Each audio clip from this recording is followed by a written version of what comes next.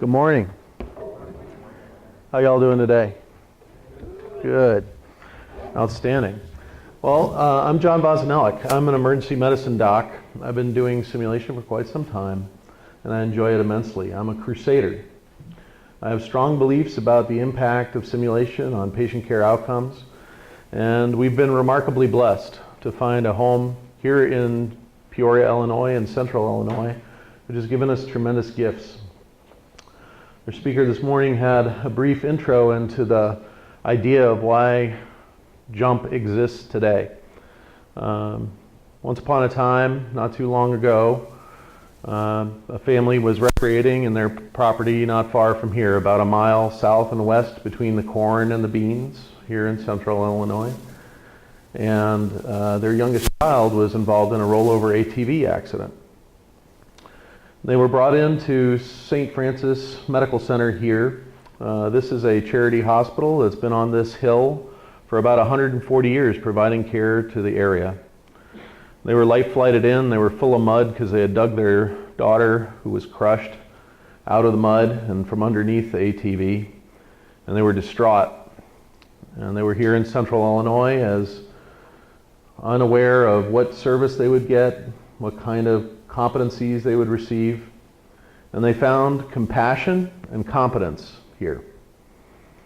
And it so happened that the DeSoma family were of means, and they were treated with profound respect, even though they looked terrible, and they were distraught, covered in mud, and they were welcomed into this environment with great compassion. Now, the DeSoma family have subsequently given us tremendous gifts that leverage simulation to provide patient care outcomes, gifts in excess of $50 million now, to bring simulation to the community, not just here at OSF, but the broader community. From time to time when I stand on a podium like this, I feel like I'm a bit of a braggart. And that's not my intent. My intent today is to tell you that we are profoundly blessed, and that we invite you to participate with us in a community that's crusaders like us, believing very strongly that we can leverage the power of simulation to change human behavior, and that human behavior has a tremendous impact in the care that we provide to others. And that's the fundamental thing here. So yes, we are richly blessed, but we invite you to participate with us. And there are many ways for us to do that together. So I've entitled this talk, If It Plays in Peoria, and my focus today is a bit about JUMP innovation. Now, I'm a little bit weird. I think you can already tell I'm a little bit weird. I'll get a little bit more weird on you. When I walked in this morning, the security guard was freaked out because he saw body parts all over the place. He said, "What the hell is going on here?" I said, "Well, this is my business. This is what we do. We're very comfortable with Sindaver laid out in the open, and little baby body parts and all these other things." Now, I'm an emergency medicine doc, you heard me say that. I also am a professor of medicine for the College of Medicine, University of Illinois College of Medicine, and I'm a professor of engineering, and I teach biodesign now. I teach this formally in the undergraduate and graduate campus. And I've likewise been leveraging all the different tools in the toolkit to really change patient care outcomes. That's what I do. So I'm going to describe some of this work, and I'm going to focus on the things that we do here in Peoria. First, let me tell you, who do we serve? So St. Francis Medical Center, the large tertiary care center that's right over our shoulder, my shoulder here today, has one of the largest helicopter enterprises in the state of Illinois. And it serves a vast community of over 60 counties of what is primarily rural Illinois. We get patients from all over the place. They're life flighted in. We serve millions of patients, and we have ambulatory care centers and 11 hospitals.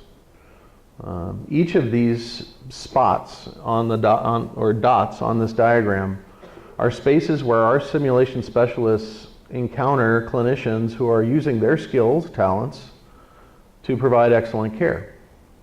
And our simulation specialists go out into the field to help to refine their care and to refine the systems in which they work. Well, I've told you we've been profoundly blessed. This building cost about $55 million to build. And the first DeSoma Family Foundation gift to us was about $25 million. That means that the healthcare system invested the remaining portion to build this structure. And they built it for a good purpose, acknowledging that we could leverage all kinds of different disciplines that would work together in new ways to profoundly impact patient care outcomes. Everything that exists within this 6-story structure is dedicated to patient care outcomes, it's dedicated to quality, and it's dedicated to safety.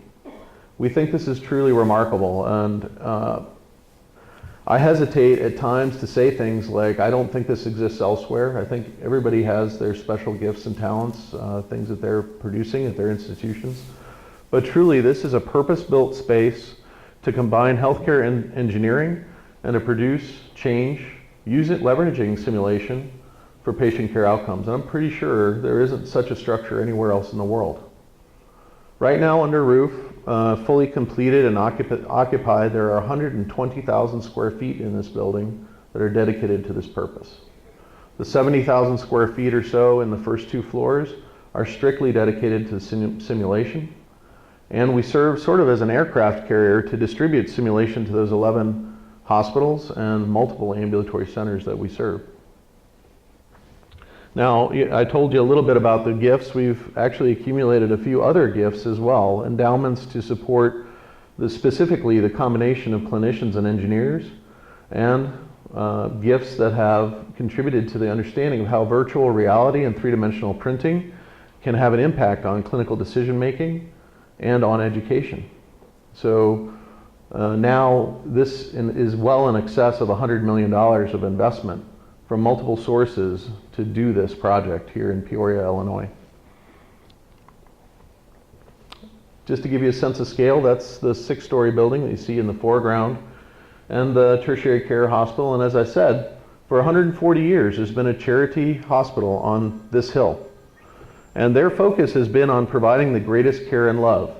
It's a Catholic healthcare organization, and I love working here because my board of directors consists of 7 habited sisters in Franciscan robes and 7 suits.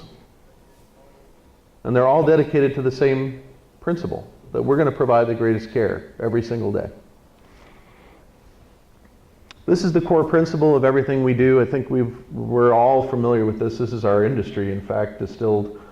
So we create experiences for people that change behavior through a reflective practice. And you can talk about how you do this, simulation and reflection or debriefing, and all of these things serve a purpose to reflect on the current state of affairs and to consider how you would modify your behavior in the future.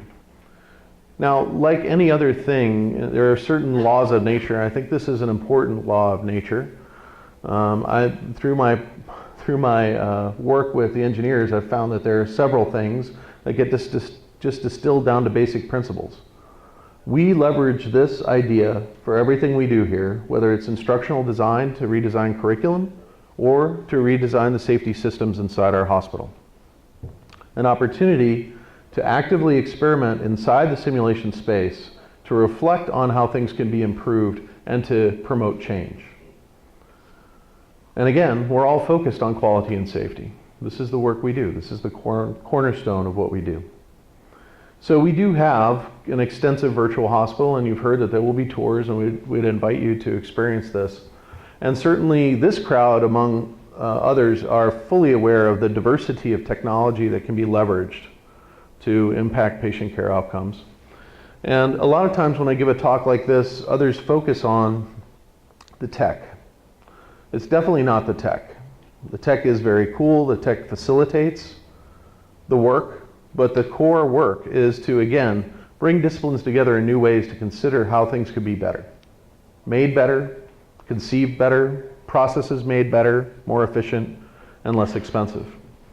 When you have such a system, such a robust representation of the healthcare system, you can transcend simple education and start to do interesting things inside your healthcare space. I'm going to talk about those. But first, let me recognize a lot of the familiar faces up here. This is a doppelganger of the Brady Bunch. You may recognize automatically that we've got a little representation here of our happy family. Now, these are our core team that provides simulation operations on a regular basis. And this team is replicated by, I think, now let's see, if there are 8 faces up on this panel right now, that means I would have to have 6 other panels like this to describe the full number of full-time equivalents here at JUMP that exercise our mission. Teams that work on education, teams that work on research, teams that work on redesign, industrial design, teams that are doing video to make sure that our educational practice is at the highest level. Our goal is to have a world-class center, certainly. We feel like we've achieved a lot of that, but that center doesn't work without world-class discipline like my simulation operations teams and my other teams execute on a daily basis. This is the fundamental thing. If you ask any one of my folks, they know exactly what their contribution to healthcare outcomes is. And I invite you to ask. Find anybody with one of our shirts and ask them. This is what we do. Again, fundamental principles, basic science. We witness, we discern, and we act. If you have a simulation space with this degree of fidelity, you have a remarkable opportunity to witness practice and to refine that practice, to discern exactly what should be done to change practice. And if you stop there, that would be fascinating in a scholarly way, but you've got to act. I'm going to describe for you some of the modifications to our curriculum that have allowed us to impact patient care outcomes through a systematic response, to leverage the simulation program, to integrate the simulation program into quality and safety systems for this whole healthcare system, and to give feedback not just to the individuals who are practicing, but to the system as a whole as to its vulnerabilities and its resiliencies so that it can provide the excellent care that it strives for. Now, what this means is we're transcending simulation as an educational tool, a tool that is structured simply to provide individuals with an opportunity for reflection, but to move beyond the educational premise for the individual and move to design, all the way through to, from design to being a sensor inside the system. Example, my simulation specialists go out into the ambulatory care environments and they provide an educational platform by doing in situ simulations. These in situ simulations allow us to sense whether or not the care provided in these sites is resilient, that is, will operate in times of strife, right? Or vulnerable, will fail in times of strife. We're leveraging simulation technologies, the technologies that you see around here, and videography technologies, to identify those vulnerabilities and to act upon them, to change the way the system is producing care and understanding the impact of our care through that continuous sensing loop. We're leveraging a ton of new disciplines here at JUMP. Industrial engineers, computer scientists, data analytics, everything we do in terms of curriculum actually has an ROI statement that is driven off of our electronic medical record, and we can tell you how many times a certain complication is likely to happen in the next year without intervention. It is by connecting those data streams and leveraging the data streams that come from the electronic medical record of this large healthcare system that we're able to prove the value. Now, my simulation operation, my budget runs at around $5 million a year, okay? This system, and there are others like us, this system has dramatically invested. We are a cost of doing business of this healthcare system. Just like simulation programs that you'll find at Intermountain Healthcare, at UPMC, at the VA, and other large system-based simulation programs. We have drawn down very heavily on these different disciplines to show ROI statements not just in education, not just through the provision of a high performance standard for individuals, but to redesign structures inside the system. And we do this through a careful needs analysis and biodesign principle. We understand well how the care is being provided. We leverage the video capabilities, the simulation capabilities in situ or in vitro here in the laboratory. We interview the clinicians, we understand how their work is performed, and then we simulate that work again and again until we've iterated a new process to transform healthcare. I mentioned other systems like ours. These are systems with hundreds of employed physicians, employed APNs, PTs, OTs, the full gamut, pharmacists, that are all working together to provide excellent healthcare outcomes. Each of these systems are spending millions of dollars per year to leverage simulation to improve the care that they provide. These centers are like ours. We're out there in the field really rolling forward to understand how simulation can be used best. Large simulation programs like this differ somewhat subtly from academic centers because of that focus on the global question of how simulation can be leveraged to improve care. Now, my prior job, I led Northwestern's simulation program out of Chicago. And there, our focus was on medical students and residents. Our focus was on how the medical school could at times provide service to the hospital. The difference between that academically focused program and what we're doing here is pretty significant, because now we're engaging every year with over 44,000 visitors to JUMP from every discipline you can think of, including biomedical engineers. When you go to this level of scale, you're going to need new tools and you're going to need new disciplines.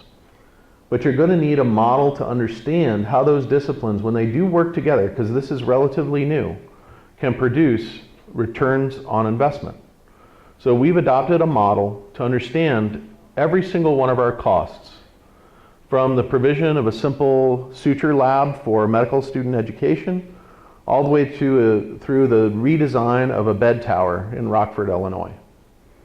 We have an ROI statement on every piece of work we do, and every piece of work is tied back to key data that the system finds important.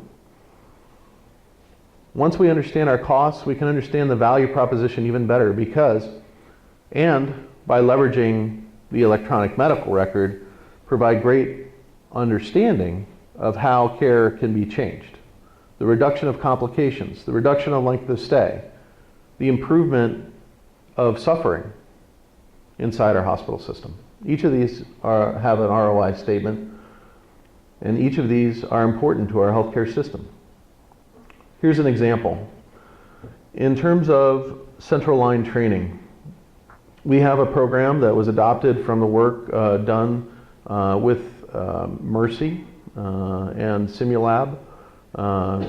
We have adopted a similar program here for central line training. Came out of Dr. Barsik's work at Northwestern.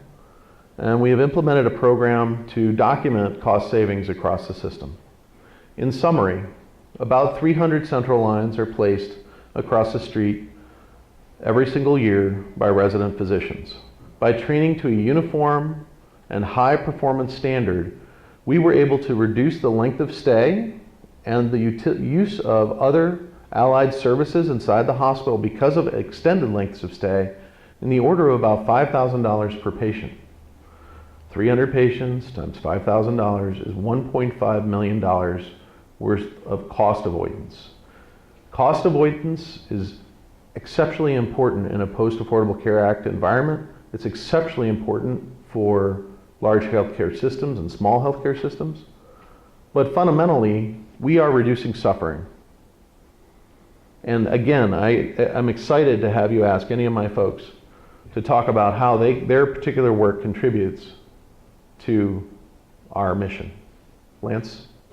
Does the program recognize this and utilize some of those funds, say 50% of that to go back into the program to help deal with staff training, faculty development? Yeah, an educated question. So I mentioned that my budget is about $5 million a year, right?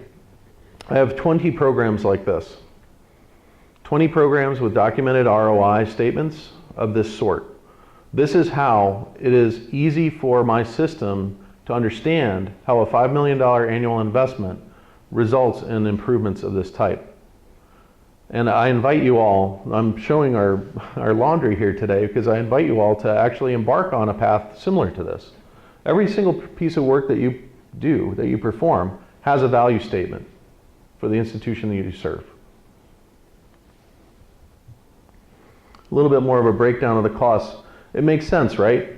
It isn't just the popped lung, the pneumothorax that you've avoided. It's actually the length of stay, right, that really drives the costs up. Additional operative time, additional x-rays. Again, a focus on the patient's wellness, not just from their suffering standpoint, but they're also an economic standpoint.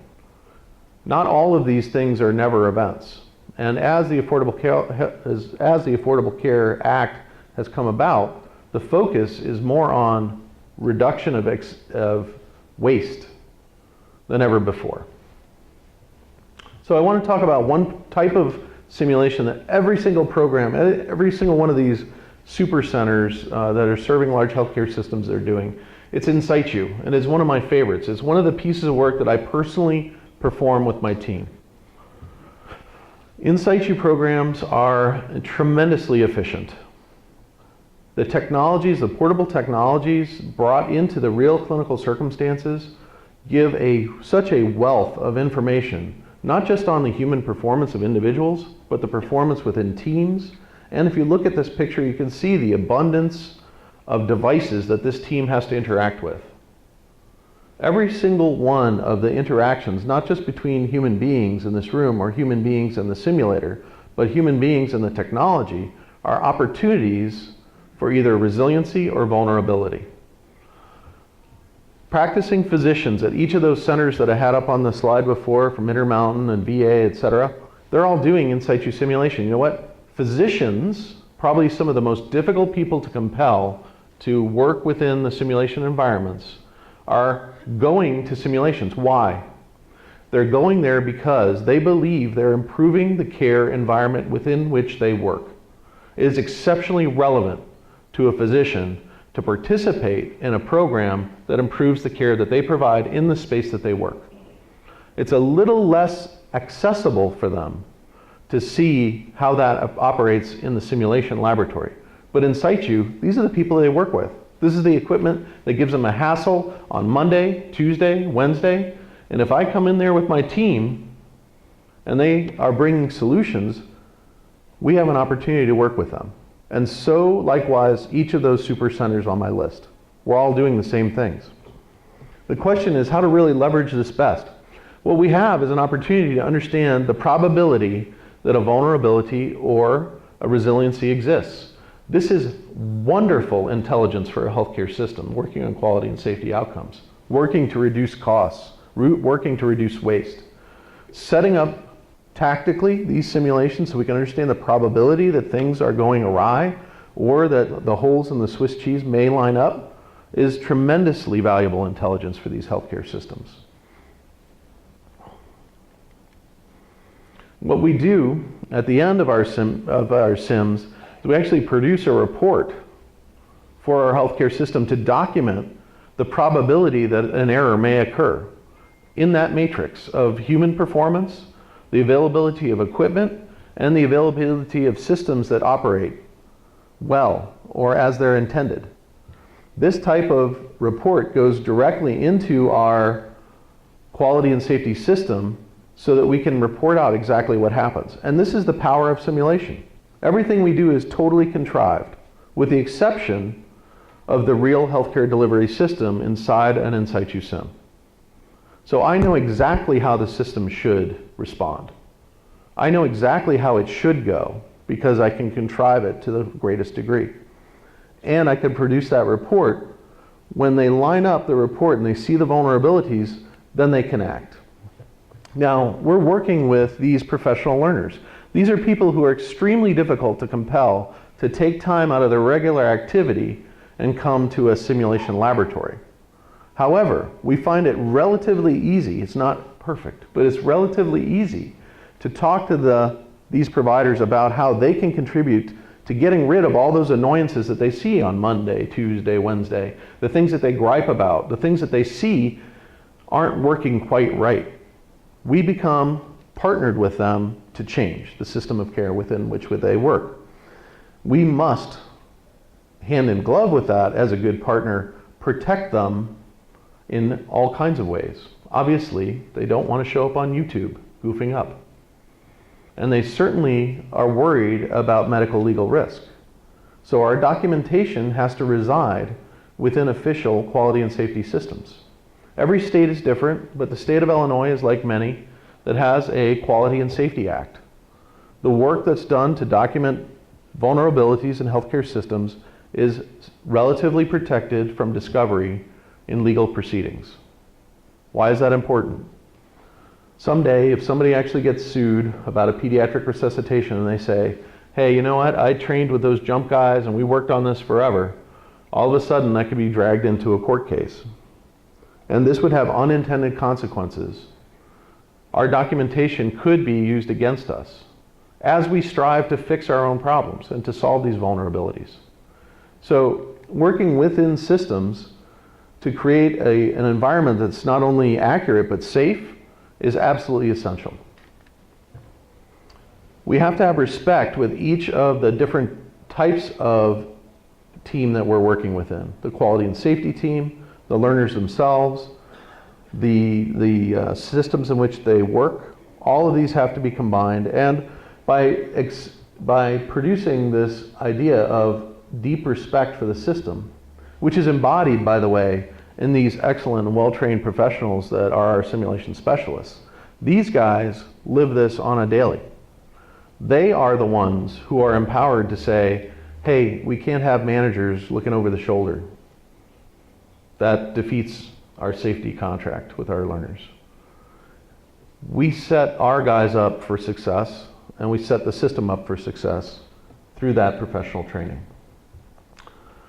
Now, we also love CME, and so we provide pre- and post-learning materials, and all of these things represent a novel way to impact patient care outcomes. This in situ simulation and the technology take a back door to all of the other pieces that we built around it. And so this, for me, represents innovation in curriculum. We've been asked by the American Board of Medical Specialties now to work on maintenance of certification programs that would give maintenance of certification credit to individuals who would work inside in situ simulations. They feel it's a high potential to allow practicing physicians, in the case of medical specialties, to engage. This is why. When we do these in situ sims, we see all the clunky little things. And the idea of physicians, in the case of the American Board of Medical Specialties, but certainly for nurses, for pharmacists and other professionals, to engage with these environments and understand when they're vulnerable and when they're resilient is definitely lifelong learning. It's definitely a performance improvement project. And if we can codify this system and make it accessible to all, simulation will definitely impact patient care systems.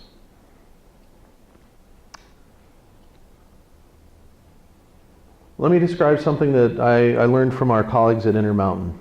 Here's another way that in situ simulation was used. At Intermountain, they had the usual rollout of an electronic medical record tool. The usual rollout of an electronic medical record tool makes people bananas, right? It's like the insertion of a bad smell in a room, okay? Nobody likes it. Everybody recognizes it, nobody likes it. Here's the deal.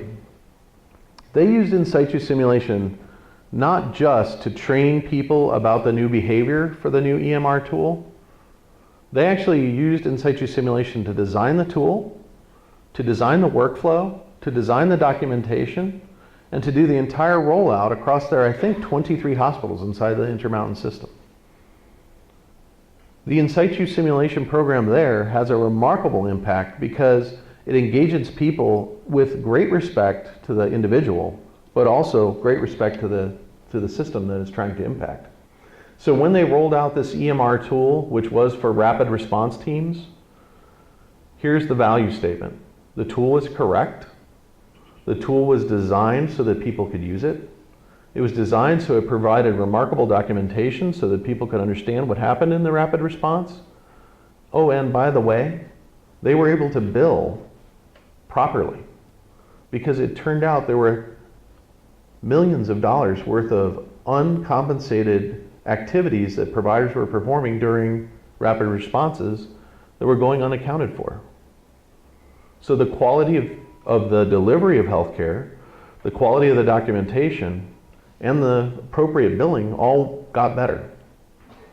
In situ simulation is remarkably accessible. You don't need a jump simulation center to do in situ sim. You don't even need a highly technical mannequin. The basic principles are that first slide that I showed with the cycle of reflective practice. You need an opportunity to have a good and well-educated conversation with the team that is moving towards quality and safety. That's it. And so the benefit for Intermountain, and there are multiple examples, Kaiser Permanente, UPMC, all the large sim centers that are doing sim on a broad scale, to leverage in situ simulation not only to educate, but to design and to detect. And there are certainly people who are concerned about in situ simulation. They will put up arguments saying that, gosh, shouldn't you be just taking care of real patients, or isn't it obstructive? Doesn't it get in the way? You know what? Every patient who's ever come up to us and seen our little sign outside our in situ simulation, whether it's in the OR, where we're running in situ simulation right adjacent to patients getting their operations that day, or the ER, right? Or in the ambulatory sites, they thank us. They thank us for working hard to refine the practice that someday may be necessary to save their lives. I'll do that all day long. So let me talk to you a little bit more deeply about the engineering work and the other design work that we're doing here. So the traditional model of design is that you understand how work is performed first. So it doesn't matter what it is. You're trying to design a new sneaker, you're trying to design a new curriculum, understanding how the work is currently performed, and then going through a discovery loop where you usually sit in a room and ideate. Think deep thoughts, lots of post-it notes, big marker board. Think about all the different things you can do. Refine, iterate, and then bring it out as a rollout. Here is your innovation. Let's try it.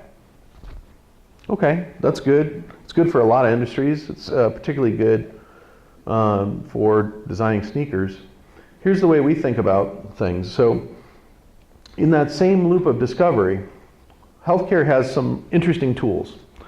So there are whole teams. In fact, on the data analytics team for this healthcare system, there are 60 individuals who understand how data flows into our system and can be codified so that it can understand the way work is performed. Based on our clinical needs, we have designed curriculum. You heard me say that. We've also designed devices. Now I have to tell you, I should have done this earlier. So I have no commercial stake in anything, okay? Totally independent of industry. But I have helped to form up this SimNEXT company. This is an OSF healthcare enterprise. So this company has produced new training devices based on understanding our real clinical need. The number of cases that are being done at the bedside, the number of cases that could be referred to primary care physicians instead of going to a vascular lab, for example.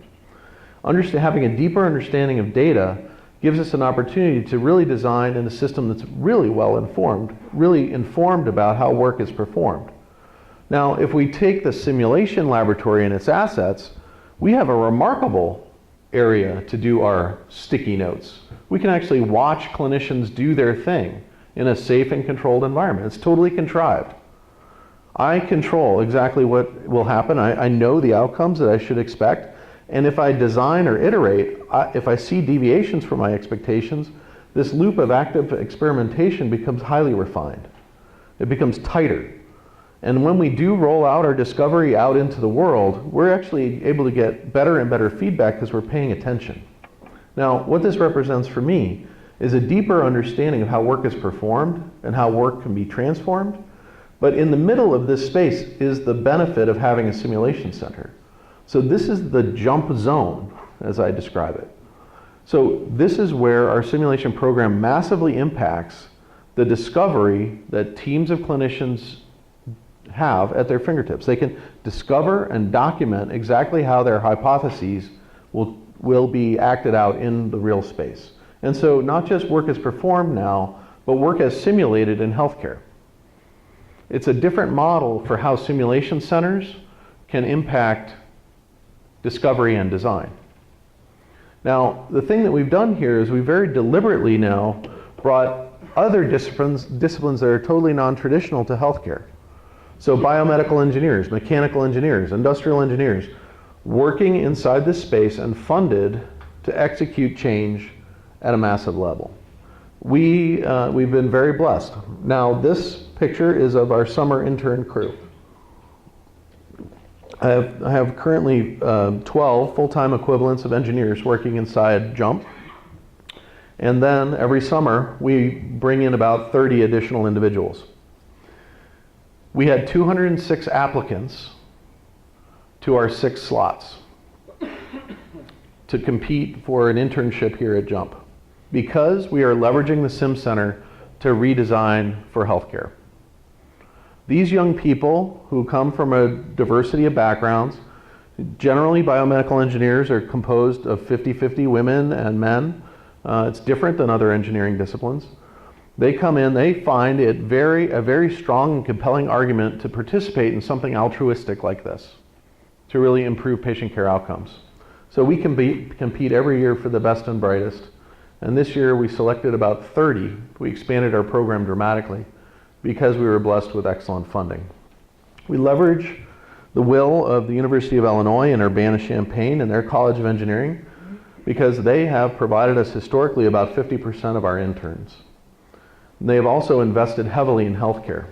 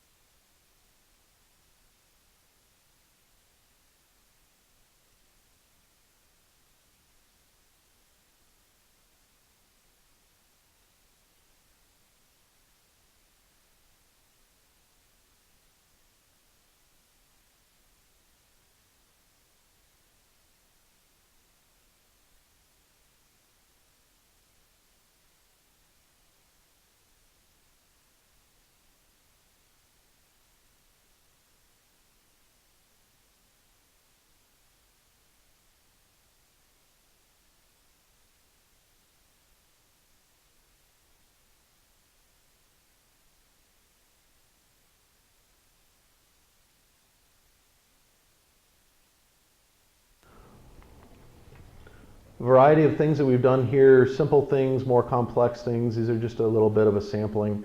Again, the presence of the engineers themselves, 3D modeling, 3D scanning, laser cutting tools, prototyping laboratory, all those things here at JUMP provide a great opportunity for these kids to design new things. So I invite you guys to visit our innovation lab. On the 4th floor of JUMP, we've actually just expanded and have 4 such engineering and design laboratories. And they're working on a variety of things 24/7. Another way that we provide value for our healthcare system is if there is a commercial enterprise that has a particular solution in mind, we can actually evaluate and test that solution here in the simulation laboratory. So there are tons of medical technologies that are coming out on a daily basis that have nothing to do with education, but have everything to do with the way healthcare is performed. And the testing of these ideas is absolutely high value to a healthcare system. We're so enamored with this concept that we are founding members of Matter, an incubator in the Chicago market that provides specifically for healthcare innovation. And so we partner with Matter. We're actually building and opening a simulation laboratory inside this healthcare incubator in Chicago on September the 6th. That's how important we think simulation is to the innovation process in healthcare. This gives us remarkable access to evaluate all the different things that people tell us about that will provide value to our healthcare system. And again, another way to design around the use of a simulation program such that you can get detailed information back about how, again, work is performed. A couple things I want to highlight for you, and again, these are invitations. The Jump Arches program is a $62.5 million endowment that specifically works on medical education technologies. We spend over $2.5 million of research and development dollars every year to build new medical education technologies. This program specifically leverages the University of Illinois and JUMP to look at the value proposition behind the training devices that we've produced. Right now, there are 13 funded projects at the $50,000 level, and 1 project at the $100,000 level and 1 project at the $150,000 level. Each of these designing new devices or new processes in medical education. And by the way, I'm a doctor, I'm sorry. I say medical education, I mean clinical education, okay? Docs, nurses, APNs. Another program here, this is a $10 million endowment separate from the other. That's specifically focused on visualization, 3-dimensional printing and 3-dimensional visualization. Why are we in this space? We are in this space because we know that if we can take our CT scans and MRIs and quickly convert them into clinical images, that we can impact 3 things. 1, clinical decision making. Surgeons here at our Children's Hospital in the congenital program have leveraged the JUMP program now for 3 years, and there are countless examples of how operative outcomes have been changed by practicing the surgery ahead of time using a 3-dimensional printed model. This program has got the attention of the NIH, and we are the prime sponsors and contributors to the NIH 3D print library as it comes to hearts.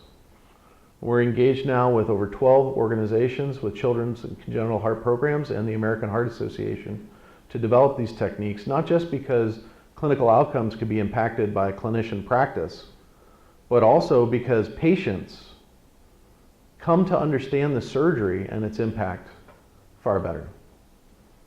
This is a wonderful program for collaboration, and it's entirely open.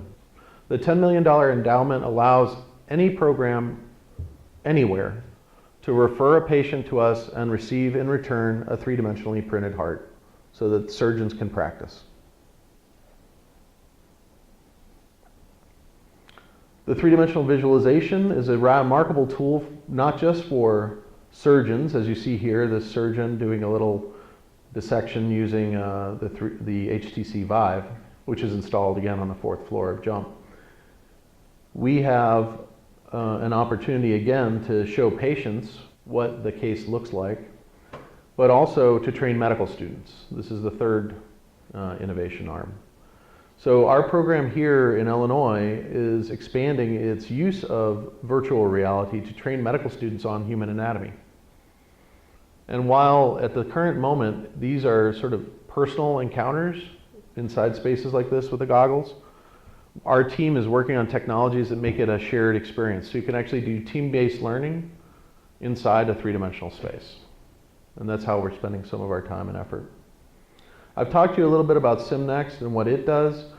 They have a variety of things to show you, but again, the purpose here is to tell you that we're leveraging our own data sets to understand what types of educational tools are necessary for our own trainees.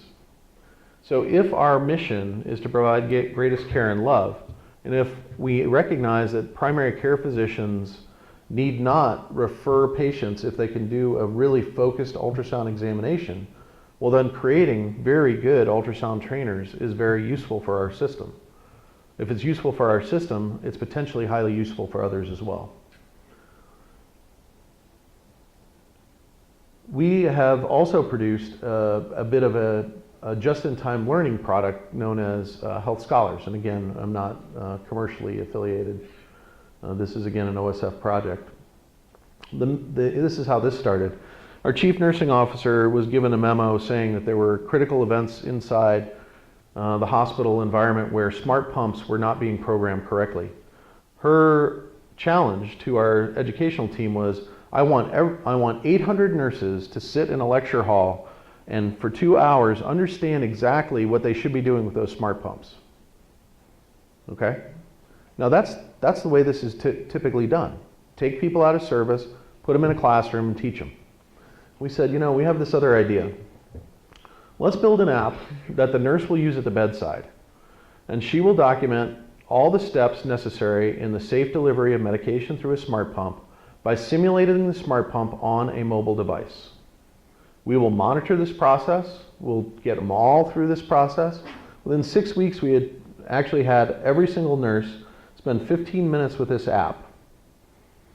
We were able to identify the 10 individuals out of the 800 who needed additional training, who were primarily responsible for a number of adverse drug events inside our hospital, each with a definite ROI statement of at least $5,000.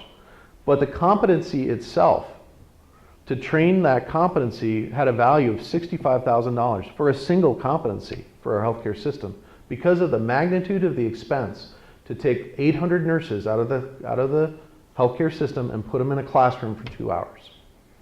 Again, 2 hours of sitting with your butt in a chair versus 15 minutes at the bedside. Do the math. This is why we put this into a posture so that other people can engage with the idea. And so we're now building 15 different apps, all with the same principles. Move the training to the bedside. Get people out of the classroom. Here at OSF, we're remarkably blessed. This is one of my board of directors. I told you about it, the Habited Sisters. The common question is no, they do not carry rulers. These ladies are high performers. They're accountants. There's a doctor among them, actually. There's a biomedical engineer among them. They're sharp, sharp ladies, and they've been working for over 140 years to impact patient health care with the mission to provide the greatest care and love. It's why I love working here, because I'm firmly committed, and I feel very strongly that my team is likewise firmly committed to this discipline, to leverage every single tool to impact patient care outcomes. Now, the thing about these sisters is they've been brave. They've been on this hill for 140 years, but they've always been dynamic. And that's why they committed so much in terms of resources to the JUMP program. And now, let me redouble what I said before. This is not a brag session about how JUMP is cool. This is an invitation. I invite you to speak to our teammates. I invite you to share ideas about how you feel training can be done differently, better. I invite you to participate in any of our endowed projects, to iterate with us and design new tools to educate for the future. Because in fact, you all are at that level where you can see exactly how simulation can impact human behavior and impact patient care outcomes. So thank you very much for having me today. I'm excited to be among you. Your work is so important, and thank you for it.